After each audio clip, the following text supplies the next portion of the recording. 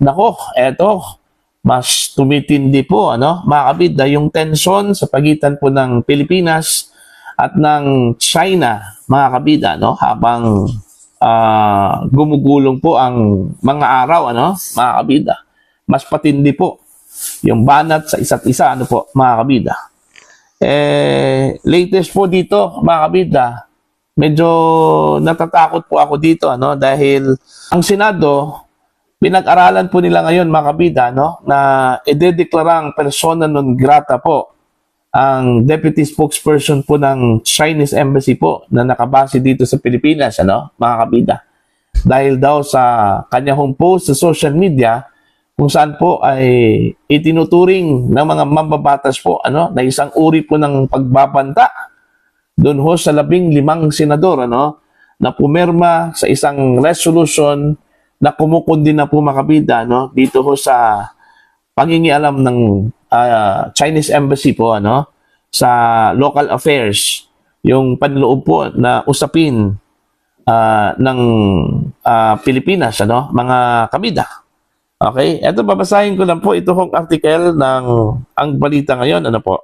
Nakalagay ho dito, breaking, Tito Soto nais ipapersona non grata si deputy spokesperson go away, ano? Yun yung deputy spokesperson po ng Chinese Embassy po, ano, dito sa Pilipinas.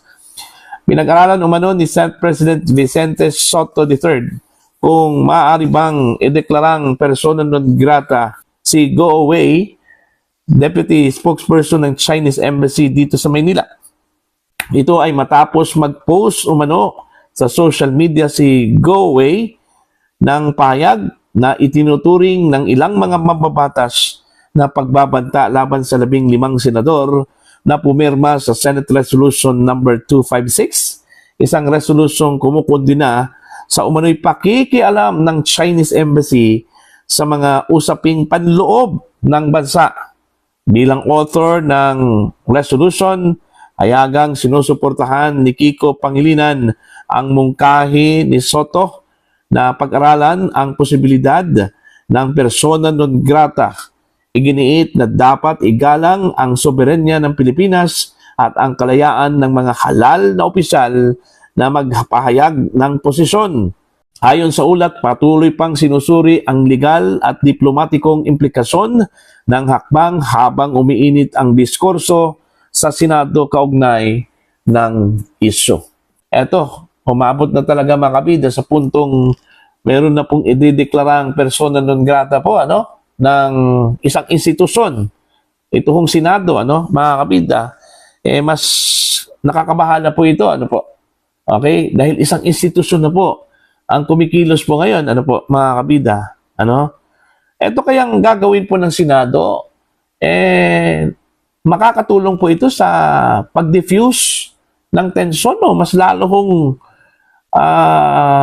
makakadagdag po ito, mga kabida, no? Ng anong tawag po dito? Init ng diskurso po, ano, sa pagitan po ng mga opisyal po ng gobyerno ng Pilipinas at ang China, mga kabida, ano? Para sa akin po, mas lalo itong makakadagdag po, mga kabida, no, sa tensyon.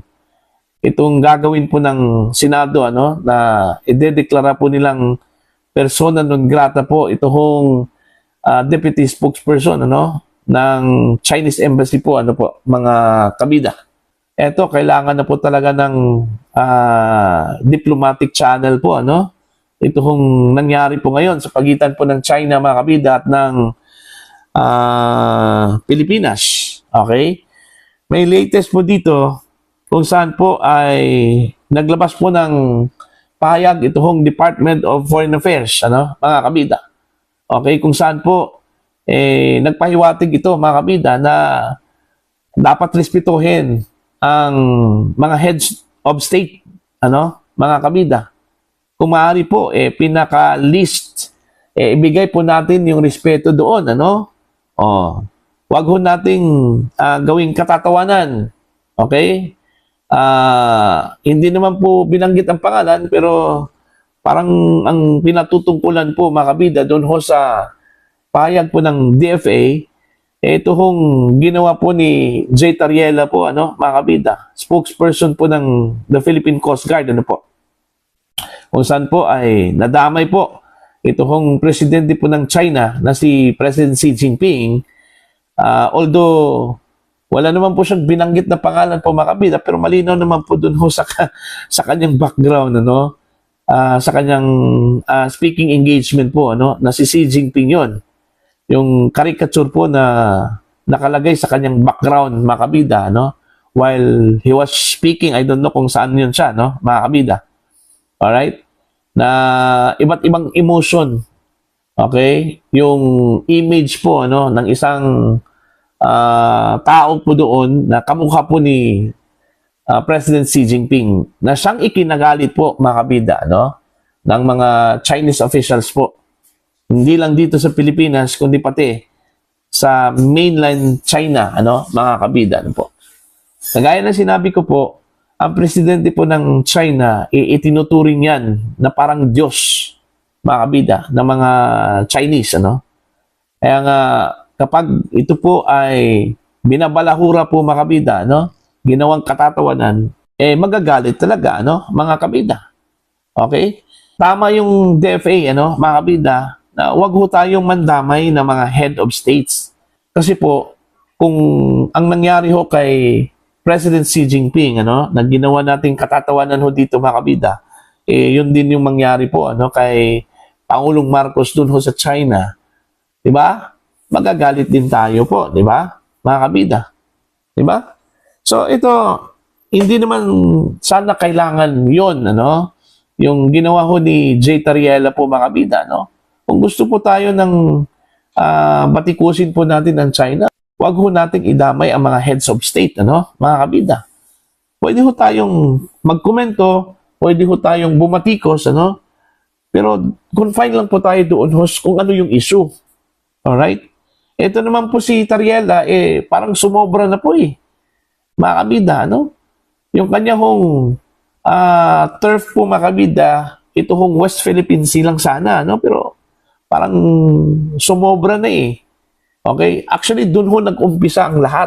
Kaya ito po, walang humpay po ang palitan po ng mga manghang na mga salita, no? Sa pagitan po ng mga opisyal po ng gobyerno ng Pilipinas at ito pong China, no? Mga kabida. Okay? Ang sa akin lang po dito, ito paulit-ulit ko pong sinasabi po, ano, mga kabida, na baka naman umabot sa sukdulan, ano, yung limits, mga kabida. Okay? Na baka naman pagsisihan po natin to, ano, pagdating ho ng panahon. Ang pinangangambahan ko lang po, mga kabida, yung magiging epekto po, ano, dun ho sa ating mga kababayang OFWs. Okay? Kaya nga, sinabi ko po, wag ho nating paabutin na umabot po sa puntong kumbaga, yung limits po ng pasensya, mga kabida, okay, ng China, okay, baka ito po ay magkakaroon po ng epekto doon ho sa mga OFWs po natin, ano. Tandaan natin, mga kabida, base ho sa tansya po, nasa 500,000, ano, na mga OFWs na nagtatrabaho po ngayon, dyan po sa tatlong mga bansa po, ano, sa ilalim po ng China, mga kabida. Ito Hong Kong, Macau, at even mainland China, ano po. Okay? Mantakin nyo yan, 500,000. Kung gagawin po ng China, yung pinaka-worst scenario, ano, mga kabida. Okay? Papaguin lahat ng mga OFWs natin. Saan po natin yan ilalagay, ano? Can we afford it? Ano? Mga kabida? Yun yung isa ho sa mga tanong. Yung galit po ng China, kung mangyayari man po yan, mga kabida, and they will decide doon ho sa pinaka-worst na decision po, ano, na magkakaroon po ng napakalaking epekto po, ano, sa atin. Can we afford it? Okay? Dahil lang po dito sa ating ego, mga kabida, ano? Okay?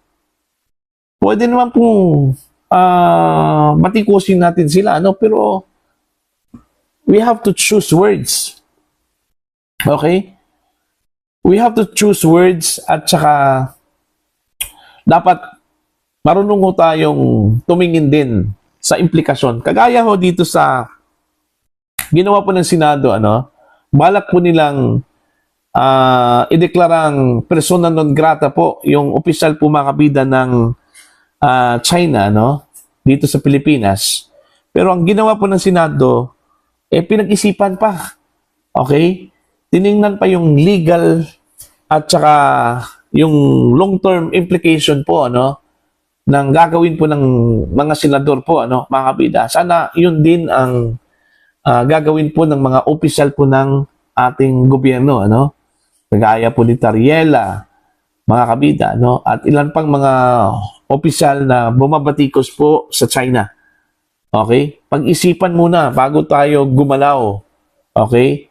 Kung meron bang masamang implikasyon yung gagawin po natin o wala, mga kabida. Yung plano hong idedeklarang persona non grata po, I don't think na tama po yon, mga kabida. Po? Pwede naman pong ipatawag yung spokesperson okay, ng China at pagpaliwanagin po, mga kabida, doon sa kanyang post. Hindi na siguro kailangan na i-persona non grata natin 'yon, mga kabida. 'Di ba? Mas lalong makakadagdag 'yon sa tension, sa pagitan po ng dalawang bansa po, mga kabida.